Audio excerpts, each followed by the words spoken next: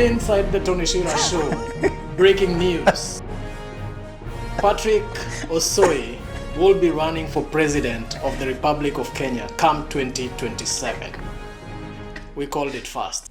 So welcome back to the Tony Shira Show. I am hanging out with the next president of the Republic of Kenya, Patrick OSOI. Karibu tena the Tony Shira Show. Thank you. We're coming to you straight from Washington State in the USA. What experience do you have that you feel gives you that capacity to actually be the head of state? Let me tell you, one of the qualifications to think even to be a president of a country is understanding the national interest of the country. Mm-hmm. Having served in a very sensitive docket in Kenya, including the highest trusted body in Kenya, the National Intelligence Service, made me understand much of our country. I understand that which I believe that my president should understand, the natural resources mapping, because work and as a National Intelligence Service, we don't just work for spying and all that stuff. That's not actually the main job. Is to seek information that which can help the government to build up. So it is even the work of the National Intelligence Service to understand even the mapping of resources of a country. Right. So I understand from where I sit, I understand the national interests of my country, Kenya. Right. And in understanding the interests of the Kenyan citizens, could you probably highlight like just 5 challenges that you feel afflict Kenyans as a citizenry? One of the things as Kenyans, we run away from information. We want to be told. We don't want to get the information. Yes, no, we don't want. We want to be told. Yes, Chira has told me. Tony has told me this. This is where one of the major problems we have in Kenya, even politicians who have been in politics for a long time, my party leader has told me. You understand what I mean? It is not about my party leader has told me. You get what I mean? You are a leader at your own capacity. Go out there, get the information, yes. Make a decision. Based on the information you make an informed decision. It is not violating the statutes of your party. Or it is not, becoming that guy when you advise your party leader, telling them, hey, sir, this is what the ground is. This is how people are saying. There's no violation there. But people have that fear. Number 2, challenge. Number 2, challenge. We love money. We love money. Yeah. We love money. It is not bad to love money. But we love being given. Not understanding if I give you 5,000 today, or even if I give you 5,000 to just vote for me, that 1,000 cannot even sustain you even in the today's economy, cannot even sustain you for 2 days. Right. So we are after running to get some cheap, I'll call them like some cheap adults, right, to sell our rights. Challenge number 3. The challenge number 3. We look people from the perspective of tribal lines. Tribalism. Negative ethnicity. Yes. We don't want to look at a person. Okay, there's no problem to identify myself as a Luya. Of course, everyone is born somewhere.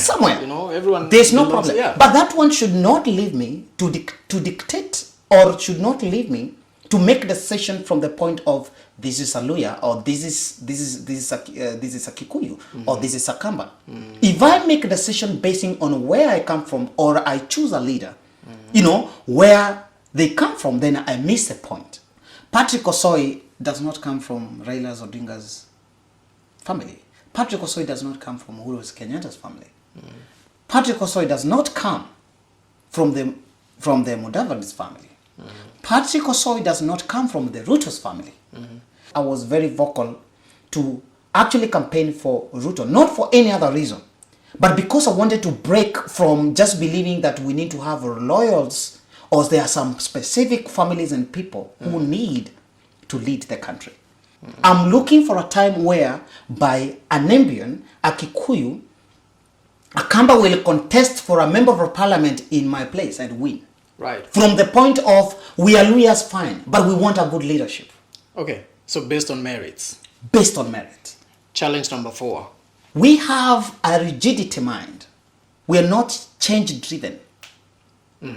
We are not looking on contemporary issues around us to make us adjust. That is deep. That is deep. I like where you're going with it. Keep going. You understand what I mean? Keep going. So, we are so rigid that this is my party, I cannot leave it. If a party does not align itself to the policies that you believe in, it doesn't matter where you come from. Right. Don't stay there. Makes sense. Makes sense. Yes. Yeah. Give me the last one. Number 5.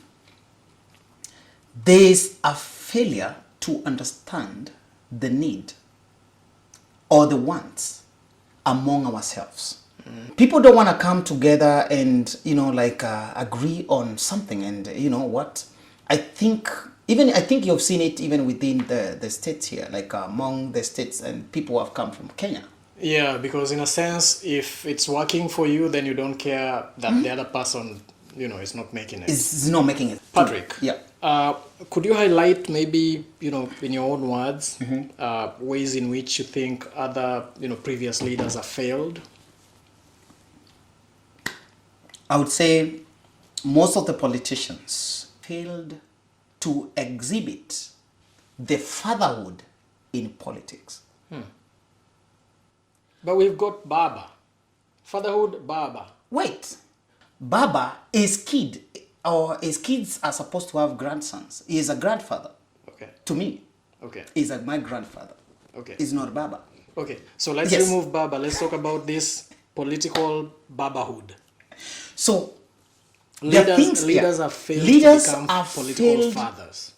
They have failed to become political fathers, to groom young leaders, and help them to start to see how far they can go.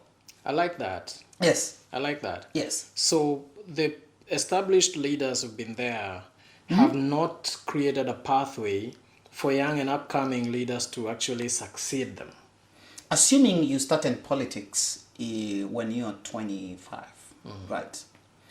20 years, you're supposed to be, you have served 4 terms, especially in parliament, if you have to be in parliament. So you'll be 45 years.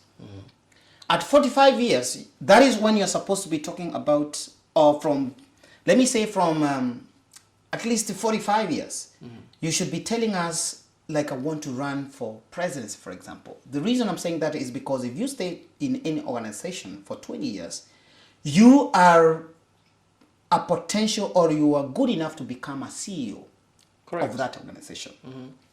So what I mean by fatherhood in politics, I have seen whereby a politician has already grown, but still has not been given that platform, has not been given that leeway to work.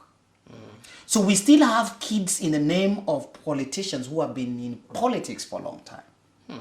And that is why I am among the few people and the few Kenyans advocating for under 60 years succession plan, whereby we want to have people who are over 60 years, who are our fathers. We respect them. To allow the young men to get to be in politics or to lead the country. So, Chira, let me ask you, Tony, if even a pilot cannot fly at 65 years, a pilot, if in the government of Kenya you're working, you're supposed to retire at 60 years, what makes young people believe and think that somebody who is over 60 years is supposed to be the president? Actually, I would say this. If you are 60 years as a father and you still want to do things for your son who is over 30 years, you are actually a bad father. Yes. Interesting. I must say that's quite interesting. I didn't bargain for this, but I think I'm liking what's happening right here. Yes. One of the issues that we've been having, recycling all over is the issue of accountability. Yes. As a politician, as a leader, what are your plans to enhance transparency and accountability to your people as a leader? So for me as a leader, I would want to see suggestions. I would want to see young, old, talking and bringing and trying to correct and help us govern. What's your thoughts on this whole aspect of social media, and what's your strategy to utilize that social media to enhance accountability and transparency? Actually, I want to congratulate most of the people in Kenya and young people who have come up with social media, even like your media today here. These instruments are very powerful. They are bringing sensitization or educating people things they didn't know. Previous years, we had only a few media houses. So there was a lot of manipulation among the media houses. So right now it's very hard because now we have had young people coming up with their, social media, platform, TVs, online TVs and all that stuff. That thing is really helping. So even you today, for example, this kind of question you're asking me here today, you don't fear anybody because you have created the system. Right. So we have already come from the eras whereby the social media, the non-social media used to mislead people. So we want to call for young people, come up with as many social media as possible from every area to make sure that leaders are called for accountability. With social media comes the freedom of expression. Yeah, and all of that, for sure. Which is guaranteed. But then, and therefore you cannot control what someone says or uses their social media for. So we've seen people arrested and, taken that young man was taken to different, police stations and all of that.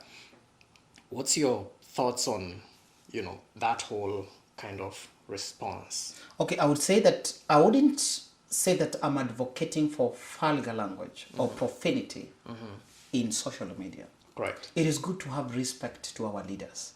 It is good to have respect to each other. As much as we have freedom of speech, let us be so sensitive enough to understand that, or to get to know what to say and when to say it. So that misses a lot. Somebody will come in because of their, what they are going through and begin to utter words towards people or even leaders. That one does not exhibit the good people. Right. Like we want to be those people who are on the face. You challenge a leader from their words. If they promised something, they need to be asked why, when. They need to be asked those questions. Correct. Yeah. I'm still on the same question on the social media and the freedoms. Just the other day, it was in Parliament that they're saying they should ban TikTok because they say it's promoting, pornography and that kind of content. Yes. Do you feel that social media could be regulated in any way? Actually, let me tell you, there is no point, and I want to make it very clear. It is not, the problem is not the TikTok. The problem is the community. The society. The society. So we need to deal with the issues of the society, not social media. Okay. Because TikTok is a medium. It's a medium to pass information. It doesn't have. It is not. It's only a platform. It's not a platform. It doesn't create. So the TikTok problem doesn't create. Content. The problem is not the TikTok. Okay. The problem is the community, the society. So let us deal with the society matters and stop invading the media. Well said. We'll be right back. Kenya is the leading regional financial hub.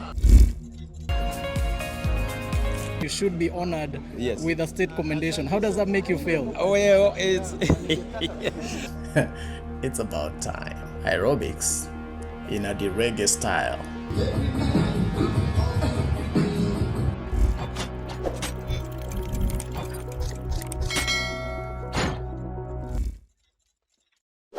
Welcome back to the Tony Shira Show. We continue with our guest, Patrick OSOI. Now that you said you're going for the big one, Yes. as a president, and even before you become the president, Yes. as you start building up, how do you plan to deal with different, people? How do you plan to deal with people from different political parties? We know Kenya is balkanized into, tribal cocoons, Yes. parties that are based on tribal establishments and that kind of thing. So, as a new entrant into this space, how do you plan to amalgamate all of those different cocoons so that, we see how you work with, people from different political parties? Chid, I want to say, and Tony, I want to make it very clear, and I want to tell you the truth. The fact that I told you I grew up in different areas has made me be a real Kenyan. If I go to central Kenya, I'll be accepted as their own. If it's about tribes, because I speak their language. If I go to western Kenya, because I speak their language, guess what happens? I'll be accepted there. If I go to Cumberland, I'll speak their language. So that identifier makes someone be accepted. If that is what we are looking at. What is the most important thing that you think people should know about you? Patrick OSOI is an identifier whereby every Kenyan can identify themselves from just looking at me. From how I grew up, from where I have worked, from what I have done, from the interaction of the people I've interacted before. To understand the language of different tribes in Kenya, it costs a lot. It means that you have gone to interior for people to understand you. So you are a person of the people, like you're a man of the, a man of the people. So I'm a man of the people. Okay. That was what I would call myself. How do you plan to address the issue of corruption? Oh my God, don't say. Are you going to parade people at Uhuru Park and get a firing squad, your KDF man? Let me tell you. Let me tell you. I almost resonated with what Wanjakoya was advocating in matters corruption. Because if there be any virus that kills a country very fast, is corruption. So corruption as an issue, corruption is actually a security issue, as I started to tell you. So corruption is so key to be dealt with. And that which I would want to challenge the sitting president, my president, Dr. William Ruto, to address corruption with no mercies, if he mean the business. And even if he doesn't mean the business, 2027 we are coming, we'll mean the business. We want to see people who have involved themselves in corruption. We don't want them locked in. We want them return those things to the people. If you know that you've taken land belonging to the public, if you know you've embezzled money, if you know you have misused any kind of resources belonging to the public, not just to take you to prison, but we want you to return it back. Hold that thought right there. Yeah. The president, Dr. William Samoei Ruto, has said it, and he repeated that there are only three ways to corrupt people. Yes. You either leave the country, or you go to jail, or you go to heaven. Yes. What's your comment to that? Already, if this person leaves the country, I would still say I have not benefited from that person.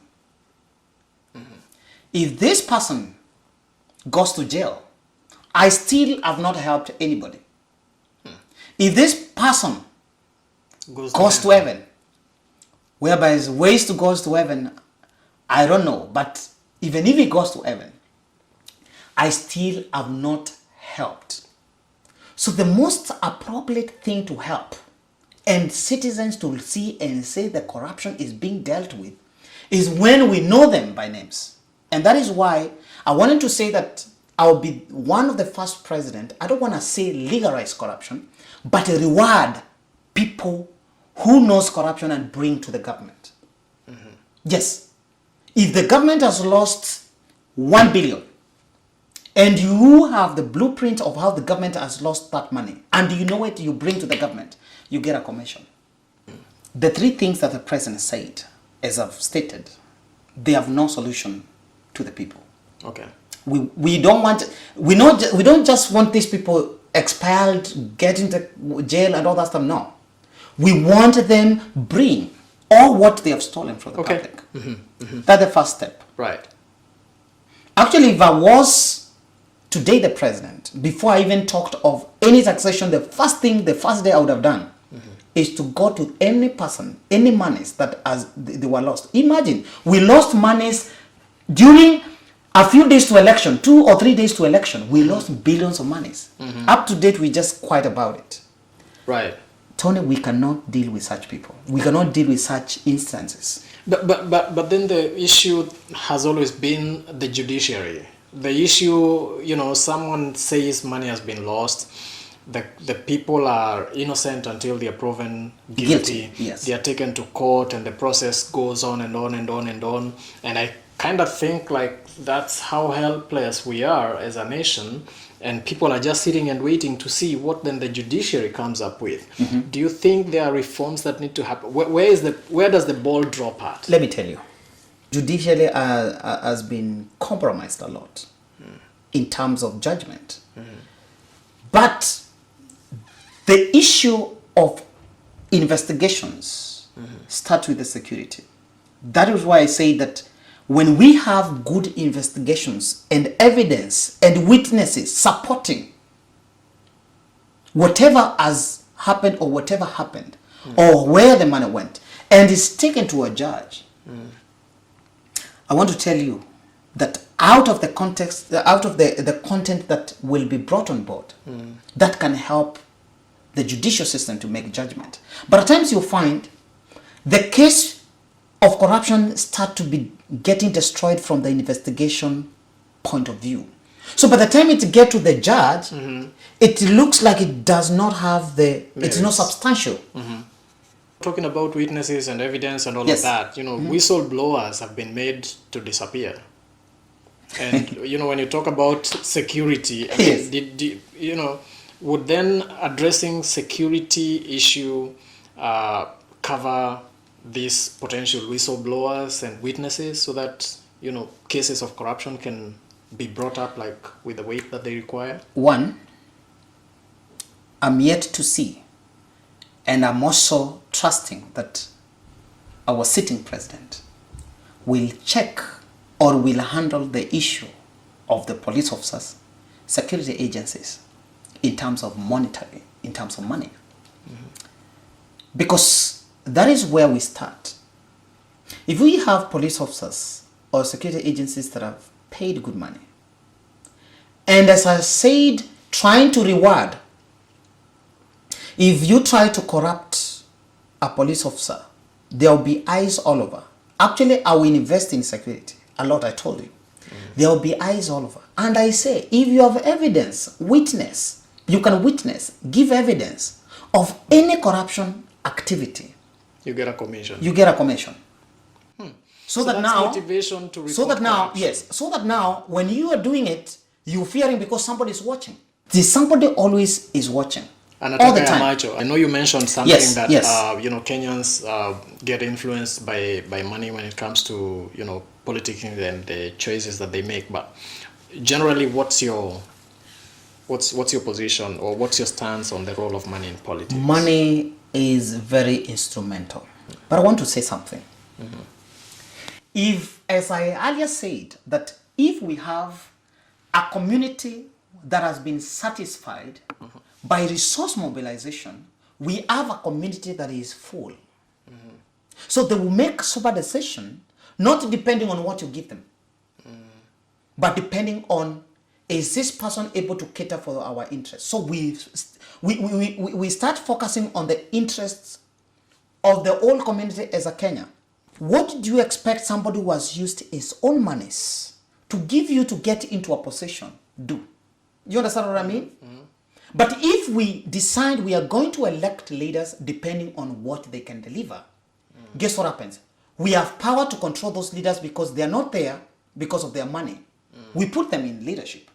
Most of the Kenyan politicians, they have put themselves in the positions, in their respective positions, with their own monies. Are Kenyans there yet? Are Kenyans there yet? Let me tell you, Tony, whatever is happening in the US is relatively what is happening in Kenya. So there's much information sharing. So we don't want to look ignorant. Let us come out and say that it's not about what you give, but who are you? What can you do? How can we trust you with our resources? Because it's not about you giving us the resources, but you taking care of our resources. One of the things I forgot to tell you, I will advocate to empower people socially, to create social network, to mobilize people, because people are resources. The moment you empower people socially, the next level that they go is economic handling. They begin to handle their economic problems. They begin to understand, to see problems where they can handle the problems. Okay. So by the time we get to politics, there will be if you find a community that is socially empowered, economically empowered, guess what happens? Political decision becomes easy. So, you're not the president yet. You're getting into it. Yes. How do you prepare the ground towards getting there? I want you to respond to that when we come back. Yes. This is the Tony Shira Show, and we will also talk about taxation Yes. when we come back. Yes. This is the Tony Shira Show. Again, we're going to take a short break, and we are here with Patrick OSOI, coming straight to you from Washington State in Seattle, and we will be right back.